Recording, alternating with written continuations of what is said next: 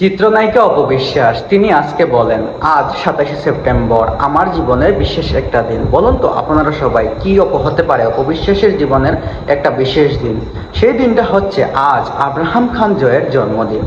এই জন্মদিন উপলক্ষে অপবিশ্বাস সবকিছু বলে শাকিব খানের সাথে সবকিছু মিটমাট করে তার সংসারে ফিরে যেতে চান অপবিশ্বাস। একথাটি আমি বলিনি, একথাটি বলছেন সাকিবিয়ান এবং সাকিবিয়ানের দর্শকরা।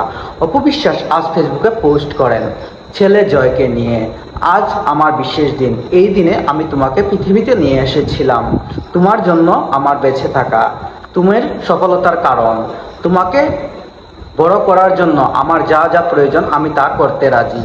এমন কথা বললেন অপবিশ্বাস।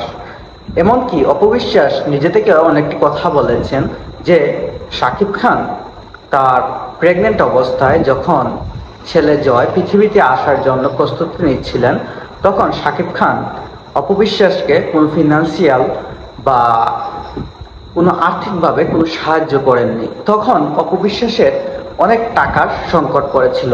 তখন তিনি কোনো কিছু না ভেবে তার গয়না, মানে তার পরনের যে গয়নাগুলো ছিল সেগুলো তিনি বিক্রি করে দিয়েছেন।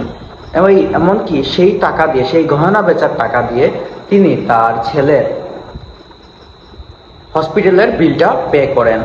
এমন মন্তব্য করেন চিত্রনায়িকা অপবিশ্বাস। আপনাদের মতামত কি? অবশ্যই আপনার